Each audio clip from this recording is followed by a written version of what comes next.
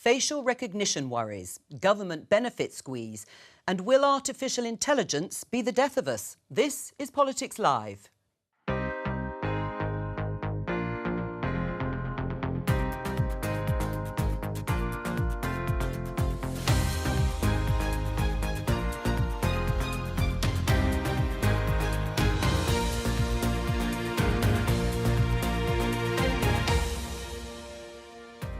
Joining me, Surrey Police and Crime Commissioner, Conservative Lisa Townsend, Labour peer David Blunkett, non-affiliated peer Claire Fox, and Andrew Fisher, columnist at the newspaper. On today's programme. We are raining hellfire on Hamas. We have already killed thousands of terrorists, and this is only the beginning. Simultaneously, we are preparing for a ground invasion. A tactical raid into Gaza last night as Israel prepares for a ground invasion. And airstrikes continue. Here, Keir Starmer continues to come under pressure over his stance on the conflict. So this is our standard CCTV camera that's been there for years, and this is our new face watch camera. Facial recognition technology, a powerful weapon in crime prevention or an invasion of privacy. Mitigating the risk of extinction from AI should be a global priority, alongside other societal scale risks such as pandemics and nuclear war. And will artificial intelligence be humanity's salvation or its destruction?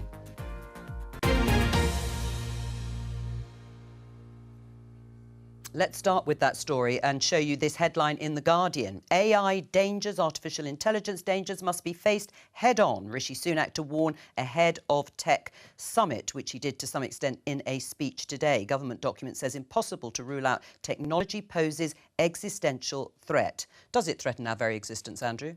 Well, I think if we don't properly regulate it, it could. But I think it's also not particularly necessary to kind of hype up this kind of, end of the world kind of fear-mongering, I think, either. I mean, every new technology that we've ever had has obviously gone through this process of people being a bit scared by it, it being new, governments finding a way to regulate it safely, more or less. That applies in the life sciences, it applies with, when computers came back. I mean, some of this reminds me a bit of 25 years ago when everyone was panicking about the millennium bug, as it was called, which rather proved quite a damp squib. The world didn't fall in as the clock struck midnight on 2000. And there are huge opportunities, I think, with AI, but there are also protections we need. I mean, clearly, you wouldn't want elements of the military being run by AI. No. You wouldn't, I think, rely on it in terms of some police work and safeguards there. I think there are also, as we've seen in the US, where the actors and screenwriters have been on strike, there is the risk to people's livelihoods as well from some of this technology and people's intellectual property rights being stolen through the internet, which I think does need protection. So again, it's about government getting ahead of this, looking at it rationally and calmly and regulating it on almost an industry-by-industry basis, I would say. Does it threaten our very existence, Claire? Well, I think that language of extinction is unhelpful, as Andrew's implied. I mean, we've got this festival, the Battle of Ideas, at the weekend. We've got a strand of debates on artificial intelligence. And in one of them, we'd put the word apocalypse question mark. And then everybody said, it was a question mark, but people said, that sounds too, over the top. Too much hyperbole. Exactly. So we then said pros and cons, and we've tried to go through it. So I do think that there's a danger that also the government is posing itself as its main role is emphasising safety and regulation, rather than a more balanced approach, which is the opportunities it affords, both in terms of an economic development strategy, in terms of, as you say, science and medicine, and the wonderful things it can do. Is it that we've lost confidence in ourselves as humans, that we imagine the machines are going to take over? Well, that is one of the questions that Rishi Sunak poses. Hard to regulate something you don't fully understand. I mean, David, are politicians using this sort of apocalyptic language either to spur people into action on a sort of global level, or is it because they fear it's the unknown? Well, we're in serious danger of agreeing with each other on the panel, I'm afraid. We'll have to stop I just think the language is unhelpful. You do? I think artificial intelligence has enormous potential to liberate and to bring about positive change, but of course it needs regulating. And as a social democrat, I believe, as you would expect, that has to be done in a balanced way, and that a free-for-all can't work. It's just not acceptable. Back in 1990, I took part in the debate in the Commons on the regulation of embryology and the whole area around that. And I think we've got to address it like that there's potential dangers, real danger, but there's also enormous positive gains. And to put people in a panic actually ends up with people feeling hopeless. If this is as bad as it sounds, how the hell are we going to do anything about it? Are people in a panic, though? Is that the reason? Well, the Guardian clearly are. Well, maybe. And the Prime Minister sounded fairly Yeah. panicked. Yes. Well, it's a headline-grabbing, title, isn't it? Which has done exactly what it intended to do, because we're all sitting here this afternoon talking Saying about don't it. panic. Saying don't panic. But I mean, Andrew's absolutely right, as are, I'm afraid, your other panellists as well, which is that, we've had these time and again, haven't we? Since the Mayans, let's be honest, we've been hearing about the apocalypse coming. My concern isn't so much about AI, it's about humans and what we do, because we're the only ones that are going to destroy ourselves, quite frankly. And that's if we don't regulate. But the opportunity is absolutely massive. And the opportunity particularly for the UK, and I'm thrilled to see the government gripping this, because I do think there's a massive opportunity for the UK to play a really important role in that piece of regulation. Right, I think it is the issue, isn't it, of sort of global response to it. But let's move on and let's talk about the situation in Israel and in Gaza, because as you saw in the headlines, Israel carried out what it called a tactical raid into Gaza overnight. You can see the tanks here in these pictures, and then withdrew. It wasn't a major incursion, Israel says. It's targeting Hamas operatives and terrorist infrastructure. The Defence Forces, the IDF, say it was part of preparations for the next stage of combat. Israel's military said it launched extensive attacks on the Gaza Strip from the air as well, and you heard Prime Minister Benjamin Netanyahu saying in a TV address that he would be at some point pressing ahead with that ground incursion of Gaza. Let's have a look at the BBC News headline and how it is playing out domestically. Israel-Gaza, how much trouble is Keir Starmer in over Middle East stance? It's a blog from the BBC's political editor Chris Mason on the tensions that appear to remain within the Labour Party because Keir Starmer met Muslim Labour MPs yesterday over the position on the situation there. There are calls for a ceasefire. They're growing from his own Labour MPs and front bench, including Shadow Women and Equalities Minister Yasmin Qureshi, who stood up yesterday during Prime Minister's questions. This is collective punishment of the Palestinian people in Gaza for crimes they did not commit. How many more innocent Palestinians must die before this Prime Minister calls for humanitarian ceasefire? And there was also a tweet from another Labour MP, who's the Shadow Minister for Democracy, Florence Eshalomi, and she said at a time when so many continue to die and innocent hostages are held, clear, sensible words from Anas Sarwar, that's Labour's leader in Scotland, shows that you can call for an end to the violence and suffering. Andrew, has Keir Starmer, interestingly, given his colleagues, even those on the front bench, the green light to say what they want on this issue? Is that the right approach? I think at the moment, look, this is... The internal wranglings within the Labour Party are very secondary within all of this. There are people dying on the ground in Israel and Gaza, and I think we have to say that up front. But at the same time, Keir Starmer is the man almost destined to be the next Prime Minister at the moment, if you look at the opinion polls, the by-elections and so on. So we have to look at what's going on in the Labour Party quite seriously and scrutinise him as well. I think he's made a lot of missteps in this, and I think his front bench have lost a bit of faith in him. What are the missteps? Well, I think his interview on LBC, where he very clearly, I think, said Israel has the right to impose a siege. He then wrote back on that. As part of defending itself. As part of defending itself, of course, but that is in breach of international laws, very clear. Article 33 of the Geneva Conventions says you can't do that on a civilian population. And then he sort of said, well, I didn't say that, but he then put out shadow cabinet members for weeks defending it on the media, on programmes like this and elsewhere. So he has made mistakes. The visit to the mosque was very badly handled in Cardiff. And I think, look, there is massive pressure. The public opinion on this, we see from YouGov, 76% in favour of a ceasefire, 89% amongst Labour voters. There is a clear mood in the public, which is not always reflected on the front benches of political parties. And therefore you see front benchers, unfortunately, saying this. And I think the reason Yasmin Qureshi and others who have said this, Florence Eshalomi and also Imran Hussein, who's called for a ceasefire as well, are saying this is because they are frustrated with the lack of being listened to. And I think it also shows the weakness of Keir Starmer, that normally, if ministers don't follow the party line and the front bench line, they are sacked or asked to resign, and they haven't been because he's worried about sparking a bigger revolt. David, what's your well, they shouldn't be sacked. We can if we can't have dissension on an issue of this sort, then we've lost the plot. I agree entirely with Andrew that this is a total sideshow. It's a complete irrelevance. If you want to think of Labour as a government in waiting, and I still, after all these years, keep thinking, if I were a minister, what would I say or do?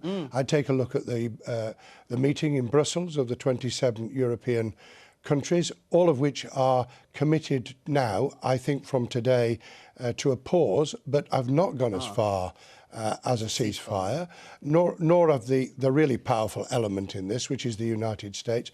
Look, our government has virtually no power to influence what's happening in Israel. That's Although a fact. Rishi Sunak went to Israel quite quickly afterwards, didn't he? He did, but that's not the same thing as having influence. No, that's absolutely true. And so, secondly, what influence does the leader of an opposition party that's not yet won an election have? Well, and how should he place the opposition? Now, I get why Florence and Yasmin are frustrated. I understand the pain and hurt.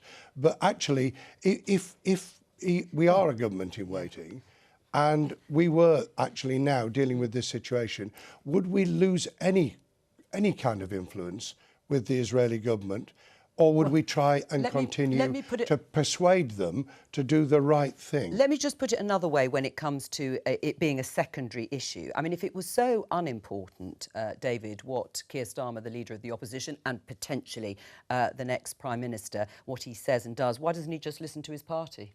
Well, because he's actually trying to do what party leaders have to do, which is to take a balanced view as a leader on what actually would make a difference in the world as it is. Look, if you're tangentially involved in politics, you can say whatever you like. You can bring pressure to bear. That's part of our democracy.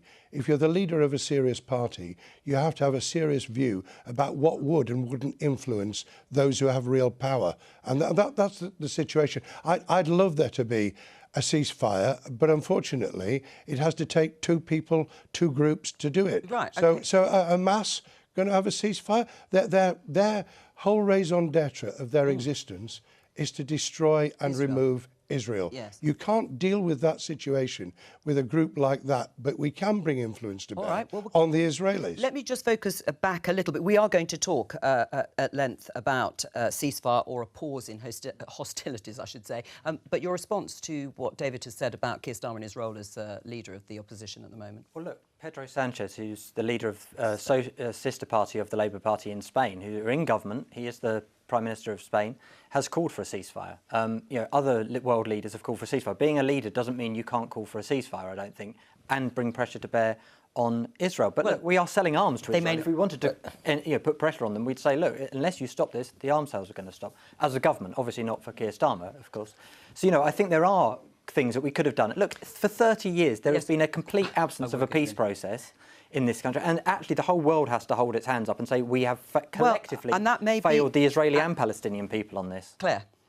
So I think it's very important to note that in the present context, this is not just a skirmish that's happening on the borders of Israel. Something extraordinary occurred on October the 7th, and I actually think a ceasefire would be, and the fact that all of our focus is on telling Israel what to do, would be a call for surrender. So I want to congratulate Keir Starmer for holding the line on this. I think the tensions within the Labour Party, which I completely agree is not the main focus of my anxiety, but they reflect a broader tension, which I think is the influence, and I think it's a pernicious influence, sadly, of identity politics in the country, where we're meant to be in a situation where, of course, you can be sympathetic to people who've got relatives in the area. And I, by the way, mean Jewish people or Muslims or what have you. But politics can't be decided by, for example, how many people who are Muslim, who are the majority or what have you, right? So when it's like the Muslim piece, we need to take a step back. And I do worry about the growth of anti-Semitism and not in that sense of saying, the small number of Jewish people are suffering anti-Semitism. I want us to think what anti-Semitism means in a society. I'm somebody who supported and supports Palestinian rights more than anything else. But Hamas don't. They have betrayed any spirit of national liberation or self-determination. They're not interested in that. They're interested in annihilating not just Israel, but the Jewish state, the Jewish people. And so it seems to me that we need to be braver. And although people will be upset about what's happening in Gaza, the humanitarian devastation of what's happening in Gaza is due to what happened on October the 7th. And isn't that what Keir Starmer is reflecting? A balanced stance, Andrew? Is it also partly driven to be seen to be having that balanced stance because Jeremy Corbyn lost the trust of the Jewish community when he was leader of the Labour Party, and he lost Jewish votes across the board as a result that he couldn't be trusted? I don't think that's true, and I don't think it's particularly helpful to bring personalities into this. I think, just responding to what Claire said... But we are talking about it, but I'm asking, is that part of the reason? I don't think it is. I think what we need is not identity politics. I agree with Claire on that. I don't think this is being driven by this. What motivates me is a belief in universal human rights and international law being applied equally to all across the world. And actually, if we're holding Russia to a standard for its invasion and bombing of Ukraine, we have to hold Israel to the same standard for its invasion, 56-year occupation of Palestine, and its human rights abuses, which are clearly ongoing. So if you're going to hold some countries to that standard, you have to hold them all to that standard. Let me assure you, there will be civilians killed when Ukraine fights back to defend itself. So what I'm saying is... Ukraine's fighting within its own borders, mostly. But they would be... They're trying to repel people who are trying to destroy them. And the reason I'm saying that is because... What do you think Netanyahu's attitude is to Just Palestine? hold on. I genuinely think that you are underestimating the need to destroy Hamas, who I see as ISIS-like, right? And I have no qualms about that happening. I have absolute horror at the civilian death toll that this is going to have. But the civilian death toll is because of what happened on October the 7th. Now, we can then say it all started 56 years ago. It's somebody else's fault. But ultimately, the present situation that we're in is because of something that happened just 3 weeks ago. And so my concern is that this is the conversation that's happening in the UK. When you go and talk to students and university kids and school kids and all the rest of it, they do not say October the 7th was shocking. They say the terrible shock, the terrible horrors of the Middle East are because of the invasion of Gaza by Israel. And I think that's a terrible outcome that we've arrived at. I think everybody condemns Hamas. Everybody says, I condemn Hamas, but the big problem at the moment is Israel. Well, is there a problem with moral equivalence? That has been the issue that has been talked about, Andrew, because... Well, hang on, I'll let you come back in, David. I'll get Andrew to respond. This idea of moral equivalence, I think, is actually a disgusting distraction. Look, civilian deaths matter whether they're Gazan or Israeli, and they are both wrong. You know, and I think it's absolutely important that we show the same reverence for Israeli life that was tragically taken on and abominably taken on the 7th of October, as well as we do in Palestinian lives that have been taken since then and also before in huge numbers. So I do think we have to look. There will not, I think we also have to look, I'm sorry, Claire, at why Hamas has risen up.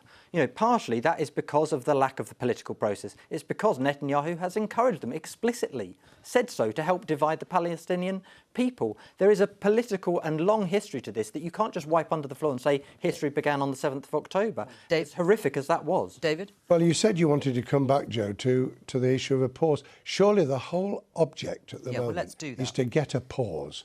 Is to get a pause, to get the humanitarian aid into the south of the Strip and to make sure that people's lives aren't put at even greater risk. If it's possible, because, of course, Israel would argue that the hostages are a big focus for them, a major focus for them. Well, and that's why they haven't gone full in, isn't it? Absolutely. I mean, let's just show you the headline here from NBC News. Biden administration pushes for a humanitarian pause in Israel's military campaign in Gaza. I'm sure there is a flurry of diplomacy that has been ongoing since October the 7th. But Henry Zeffman, the BBC's chief political correspondent, has just tweeted that Imran Hussein, who's a shadow minister, has now signed the early day motion calling for a ceasefire, the first Labour frontbencher to do so. Is that OK, David? I mean, should Keir Starmer be happy to allow his shadow ministers to call for a ceasefire? I just think that everybody needs to have their own pause and think, what am I doing? What difference is it making? Who am I influencing? Or am I making myself feel better? I mean, look, we can't make ourselves feel better when kids are dying in the Gaza Strip, when people are captured by Hamas. 200 plus are actually in there, in the tunnels, frightened for their lives. People have just got to, frankly, let me just say this. Yeah, go on. People have got to grow up, basically, and address Who what... are you I'm talking about some of my colleagues who think it's more important to make a gesture than it is to stay together and have a very clear view of all of us calling for a pause and to get that humanitarian aid in and to hopefully persuade the Israelis to hold off. Lisa, can I ask you about something that is very much related but different to what we've been discussing in your role as a Police and Crime Commissioner? You'll remember that Suella Braverman, the Home Secretary, took Mark Rowley, the head of the Metropolitan Police, to task over the fact that demonstrators, it was a Hizb ut-Tahrir, a radical Islamist group, Hizb ut-Tahrir protest, where somebody was videoed chanting jihad, which for some means armed struggle or just struggle, or a call to arms for others. And Number 10 said there wouldn't be a change in the law. Do you agree that the laws, they have enough laws to deal with these sort of protesters, or do they need to be toughened up? I do broadly think there are enough laws, and of course it then comes down to the application on the ground. That has to be how it is. I don't think we need any more laws in this area. I have a lot of sympathy with what Mark is trying to deal with in the Met, and they've, individual officers, because that's what it is. It's an individual officer having to take a decision in an incredibly pressurised situation every time something like this happens. But I don't think we need more laws. I think we've also got to look at the intention. I mean, we know, as a sort of former sort of scholar of Islamic law, we know that jihad has different meanings, but I think we also know the intention that was used in that particular instance. And my concern, as you say, as a Police and Crime Commissioner, is about our communities, our Jewish communities and our Muslim communities in areas like Surrey, which is my own area. And if they are feeling, and it does look like we're going to have weekly protests now and more, if those communities, whether it's our Jewish community or our Muslim communities, but in this particular instance, our Jewish communities, are feeling threatened, are feeling unsafe, then clearly more action will have to be taken. David? Well, I think those are wise words. You don't think they need more powers? No, I don't think they need more powers, and it is incredibly difficult on the ground, and it's blindingly obvious that context is everything. How it's said, how it's intended. I had this real problem back in 2001, dare I say, after the 11th of September attack in the States, where we were trying to deal with incitement. And I had a real problem with comedians who said, you're going to actually restrict what we can joke about, which wasn't the intention. We got into a real mess over what was and what wasn't incitement and how you made the judgment on it. So I think we need a bit of understanding on it. I think that it's very important as well that we do defend some of those values such as free speech, the right to protest and so on. I think, however, it has been frustrating for people because, when you kind of see people scaling up scaffolding outside public buildings and the kind of police say, are you all right and don't fall? I mean, it's a bit kind of galling. And so the public, you can get into a mess on this, which is sensible policing decisions would seem to me to intervene in those instances. But the discussion has been ridiculous. So when the Met Police put out that kind of jihad can mean this variety of things, it made them look ridiculous. Well, Lisa said intention is what... No, intention, that's why Hizb ut-Tahrir shouting, jihad, right, and not kind of having a struggle of the soul and a kind of... And Clearly. so Clearly. common sense has not been used. And it's felt as though, rather than protecting those very important liberal values of free speech and the right to protest, that the police have somehow been slightly intimidated or stood back from policing the streets. And that's where I think our problem, however, is cultural. Why is it that people think it's the right thing to do to go kind of tearing down those posters of kidnapped children and unapologetically sort of tell people horrible things in terms of... That's what I'm saying about the anti-Semitism. That's a deeper problem than policing. That's a cultural problem that we really all should take seriously. It's serious. Well, I think this has been the greatest bit of publicity that radical Islamist group, which is about 12 people from the videos I've seen, have ever got. I think we shouldn't ignore the fact that there were 150 to 300,000 people peacefully marching, calling for a ceasefire in Gaza that represent the majority of public opinion, and instead we're talking about a fringe element here. Can I just ask you, if you were marching along, because I've been in these situations myself over the years, if you're marching along on a peaceful demonstration calling for a ceasefire, and then the people next to you are shouting anti-Semitic slogans and so on, don't you stand around and say, get off this demonstration and have an argument? I would, personally, and I've never heard that, thankfully. No, but that has not happened, and there's been lots of instances. There has not been outrage expressed by the organisers of those demonstrations about the radical Islamists who've been on those demonstrations. I'd like to have an open letter. That was a very separate protest, that Hizb ut-Tahrir. No, but there's a lot of people. I'm sure that you stood there and heard a lot of it. There has been a lot of people on the demonstrations shouting those slogans, and everyone has kind of calmly ignored it, looked the other way. And we've done that with radical Islam for some time now, which is why it's grown so much, I'm afraid. David, just before we leave, because you said there are some in your party who are behaving in a way that really doesn't rise to the occasion, let's put it that way, when it comes to this whole situation. With Imran Hussein saying he is going to, or has joined, calls for a ceasefire, should Keir Starmer sack him from the front bench? I wouldn't, because I think it elevates the situation beyond the reality of what's happening out there. All right, let's talk about the MP Peter Bone, former Conservative MP. We'll show you the headline. We covered the story yesterday. He was, in fact, suspended from the Commons in that vote for 6 weeks for bullying. It follows an investigation by the Parliament's independent expert panel, which had found he had bullied and was sexually inappropriate around a former member of staff. He denies all the claims and is fighting to clear his name. Let's talk to our political correspondent, Ione Wells. Ione, what happens next?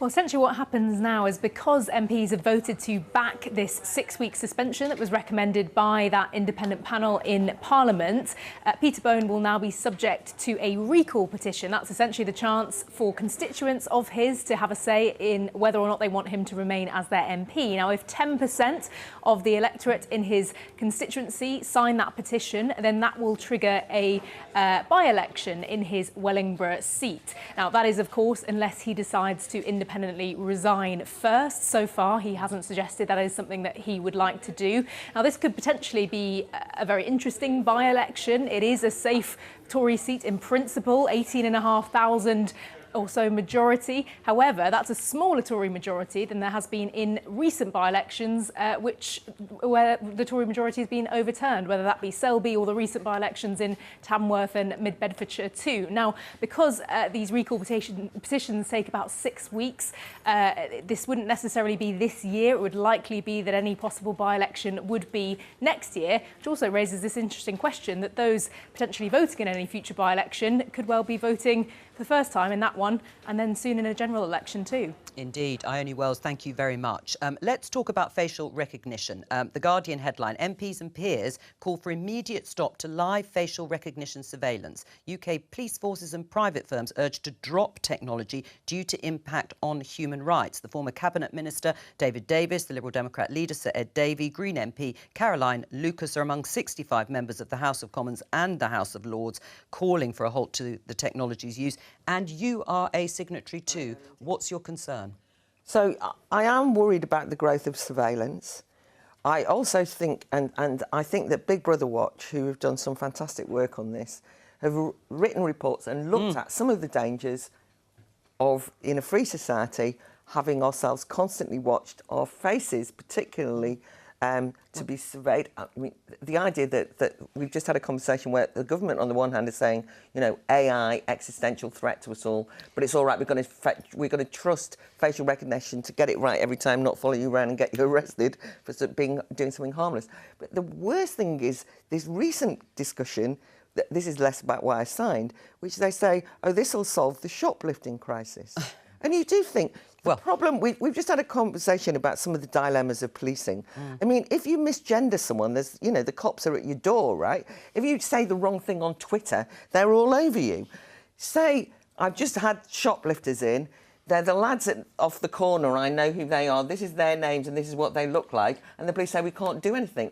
And then they say, oh, how we'll solve the shoplifting crisis is we'll bring in facial recognition. All right. Do me a Well, favour. all right. Well, we will do you a favour, because, Lisa, are you in favour of this technology for policing? I'm going to be sort of dull again and not go with the apocalypse line. I think there's a balance here to be had, clearly. I have a lot of respect for the work that Big Brother Watch do and have always done, but I do think there is a balance. I don't think I've not spoken to anybody, either in policing or in a ministerial role in the Home Office, who thinks that this is going to solve the shoplifting crisis. But if we park Clearly, that generally, does it work for policing? Because it's being used all over the place, as Claire says. I mean, it's used to monitor large-scale public events like King Charles's coronation. It's used in specific areas. When people pass through their area, the images are streamed directly to the live facial recognition system. And it can be used e-gates, obviously, your picture is there. I mean, we are having our picture taken about, someone said, 300 times a day, I think there is potentially, if you're absolutely. walking through London. I think there is a place for it, and it's going to come back slightly to the earlier conversation about AI. It's got to be about regulation. The way the Meta using it actually is, I think, is quite sensible. So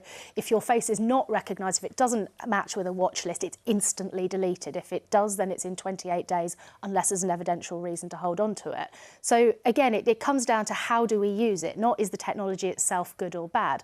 But I do sort of think the fact that we're having this conversation in 2023 at a time when people seem very happy to put their breakfast and their children and World Book Day at the local school onto Facebook and Twitter and everything else, there has to be a balance. Well, yes, but I just think there has to be a balance here. And I do understand the human rights issue of not being constantly monitored. I also look at victims in my own patch and think, you know, they have a right not to be victims of assault if they're a shop worker or of any other crime. So it's got to be about balance. I agree we have to have a national conversation about it. We need to know where people understand it. In my own area, I understand that people aren't, for example, happy with it necessarily on their residential street. But largely speaking, the public I talk to are happy with it in public areas such as shopping centres. Right. So that's a balance that needs to be struck. David, is it a natural progression, bearing in mind all the examples that we've heard where there is facial recognition or your, photograph is taken? Yes, it is, so long as there are proper rules. And we did an investigation on the House of Lords Justice and Home Affairs Select Committee, on which I serve, which Lisa will be familiar with, to try and make some sense of the whole use of technology. Not just facial recognition, but much more broadly, within the policing and criminal justice system, to try and get some commonality between what police forces are doing across the country, how the Crown Prosecution Service use that evidence, and just to bring some comfort to people like Claire who are worried about the intrusion. I mean, there's a big difference between where you can expect privacy and where you can't. And if you can, my point of view is very simple. If there was a police officer stood inside a shop and could recognise your face, why wouldn't you use facial recognition in the same way? Right. And let's be honest, criminals are getting cleverer. Criminals are exploiting AI. But Lisa, does it work? Does it work? I mean, is it fallible? Everything is fallible, but certainly in my area where we've seen it work, for example, in petrol stations where we had somebody who was really, suffering from crime, they installed it and it's absolutely dealt with the issue. But again, I mean, David is right, it's got to be about regulation and using it in the right way, but there is a massive opportunity again here to make a real step forward in policing. Is it the right kind of technology to use for crime prevention? I think there are big question marks on it as well, not just on the issues that Claire's raised, which I broadly agree with, but also on the surveys that have been done on how accurate it is between different ethnicities. And there's a real problem there. If it's used for policing and there is a higher, flawed recognition amongst certain ethnic groups, then actually what you get is a real problem, and innocent people being caught up in policing that shouldn't be. And we know what happens when that happens, unfortunately, in certain communities, because we've seen it time and time again. And I think there is a danger here that, people are harassed unnecessarily because of this technology. And there's also belief that technology is somehow impartial and accurate, when actually it's not. And I think if there are concerns that, and Big Brother Watch has also raised these concerns, I think they do need to be looked at. Yeah. And Andrew, that's exactly what the House of Lords Committee dealt with. I have a problem with e-gates, by the way. I can't use e-gates. No. and it's to do with my eyes. And I suspect that I would have real problems with the criminal justice system, but I'll try to... Try and avoid it if you can. There's a human there. We're sort of talking about it as though this happens, somebody gets caught and then they get prosecuted by AI, they get charged by AI, prosecuted by AI, and everything's done by jury. When, of course, there are very real humans involved, and that's as it must be, in order to allow for those mistakes not to happen. There has to be a backstop. The difficulty is that we've got a public square, and most of us accept or believe that we can go about our business and that we're not being followed around by the state. Although CCTV is everywhere, isn't it? I know, and I'm not necessarily happy about that. But fair enough. But what I'm saying is, that's what you like to imagine, right? There is this problem, which is, if you get to a point where everything is about crime prevention all of the time, you basically are not afforded by the state the right to a private life. And so there's real concerns in my mind about what's being argued here, which is that we're always victims. At the same time as the normal policing of everyday crimes is in crisis and not happening. And you do think, I just want the police to come when I've had a burglary. And instead, they're saying that this is. I just think. I don't think is it either or? Is it either or? Although, Lisa, you will know that in a lot of police forces there is a case we don't come to burglaries. They're not sort of important enough crimes. Well, I mean, the and Home so on Secretariat and the National Police Chiefs Council have been very clear that every burglary must be attended, and we've been doing that for some time in Surrey. But it's not either or, of course, and it has to be about using technology. Gosh knows, criminals are using the technology to exploit us, to exploit those of us who are, you know, well-behaved and all of that, and we should be allowed to go ahead. And I certainly feel perfectly safe and not like I'm being watched walking around Surrey, but it has got to be about using the best of the technology in the right way, in the right circumstance, with the regulations, as David's committee have looked at. Better to have good technology than the rubbish CCTV, which leaves the considerable doubt as to what the hell was going on. Well, that's true. Let me just point you in this direction, I should say, of this headline. Daily Mail, 500,000 jobless parents on benefits face up to 30 hours a week searching for work after overhaul by ministers. A good idea, Andrew? No, it's a terrible idea, and this was announced by Jeremy Hunt in the last autumn statement, because you've got a system called universal credit that is there to support people who are in low-paid work, in part-time work, and now we are beginning to harass people who are in work but not earning very much, or perhaps they've only got part-time hours. Neither of those things are in those people's control. Their pay is set by their employer, their hours are set by their employer, and we are in a period of rising unemployment where you always see the Conservatives demonise the unemployed. That always goes up. Well, a record number of vacancies, No, there's not. Well, vacancies have fallen for 15 months in a row. Well, yes, but overall, let's just show you, estimated number of job vacancies in the UK. You can see there was a massive dip, and it's gone up, and it has come down a bit to, I think, 980,000. But that is being used by the government as part of the reason for this. But then there are, you know, amongst that are 10,000 doctor vacancies. Now, there'd be very few people signing on at the moment who are qualified doctors who could fill those roles. So it depends where in the country and what skills are required. So there's always a mismatch, and there's actually more people claiming unemployment benefit directly than is that. You're now then expanding that to the nearly 5 or 6 million people on universal credit as a whole, who perhaps are in low-paid work or only working part-time. Many of those people, by the way, who are working part-time is because they've got caring commitments, because there isn't affordable childcare, because actually social care has been decimated by councils and the cuts they've suffered. So people are having to look after elderly relatives because the care isn't there. Well, so sort that out, and maybe those people would go out and work more. Well, David, that's a pretty powerful argument against it. I mean, you were Work and Pensions Secretary at one point. Forgive me, I can't quite remember the exact dates. But what do you think about the idea in principle? I think people should look for work. I think the number of hours they're made to look for work is a complete irrelevance. I mean, how the hell do you check whether somebody's been Well, that was the question I raised in the meeting. I wasn't sure how did... Yeah, or check they do 60... a nonsense. It'd be a lot better if they spent time with the advisors. We're spending a lot of money, by the way, at the moment, through the DWLP for people who are supposed to be advising those who are unemployed. And if we could advise them how to get the health care they need, how to get the training that they need to be able to get a job, there's a better chance they'll actually fill those vacancies. So it's a no-brainer, really. So, I mean, all this is kind of gesturing, isn't it? I mean, it's all kind of, we're getting really tough. And I used to like getting tough with those you needed to get tough with, but not with people who are struggling. Right, Lisa, what do you think? I mean, doubling the amount of time you have to search for work, taking the caveat from David that I'm not sure how you would exactly tell, but there'll be a sanction if you're not found to be searching for 30 hours a week. I think the sanction for a single benefits claim, if they don't meet that target, is £12 a day and could last up to 6 months. Will that provide a stick, an incentive to actually help people get more work? Yeah, at the risk of furiously agreeing with David's first point, I don't see how we're going to measure it. And actually what I'm more concerned about, and I will support any measure that gets people back into work, because we know that children in households where nobody is working are 5 times more likely to be in poverty. So this has got to be about getting people into work in the right way. Where I would agree with Andrew is that childcare is an issue that does really need looking at. I do think that's a really, but I would say that's a slightly separate issue for this. But childcare, if we're talking about getting children out of poverty, and we're talking about parents working, then I think the most immediate and pressing issue is making sure that that the jobs are available, making sure that the training is there, and making sure that childcare is available when they do get into work. But I will support any measure from this government or any other, quite frankly, that gets people into work, gets parents into work, and reduces child poverty. They're supposed to be doing. I think Lisa's a social democrat rather than. All right. Well, on that great revelation, I'm going to ask her. And the idea is they're supposed to be doing practical things like getting CVs together, sending out those job applications. Would it be positive? Of course it's positive for people to apply for jobs. Well, but spending longer on it. But I'll tell you how long it takes you. If you talk to anyone who's unemployed, there's lots of young people who think, well, the NHS is short of staff, right? I'm going to apply for jobs in the NHS and so on.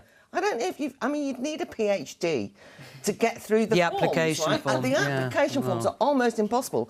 I've got no idea how anyone ever gets a job working for the NHS. And I'm not talking about senior doctors. I'm talking about trainee porters. It takes ages. So, if anything, it's not this idea that there's kind of all these people sitting at home thinking, I can't be bothered to get a job. Yeah, it's not true. Right? It's not true. So I do think the government have got one insight in this, which is they want to encourage people to spend more time applying and getting jobs. But there are more barriers to that than people being either lazy or not bothered.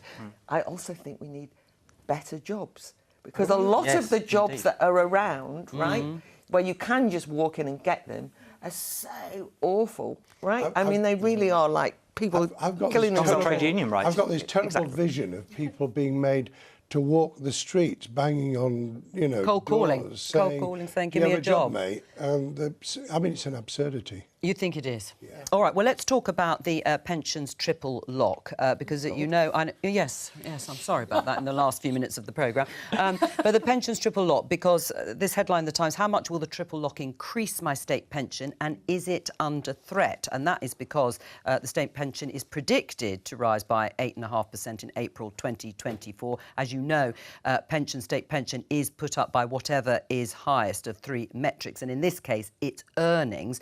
Should they go up by that much, David? Well, you've focused on pensioners. What about the wider benefits? Yes, I was going to go up by a lot less than that at a time when we're just freeing up bankers' bonuses so they can pay them as much as they like. I mean, we've just got to get a bit of common sense back into this, haven't we? And on the pensions, do you think they should go up? Can we afford it at 8.5%?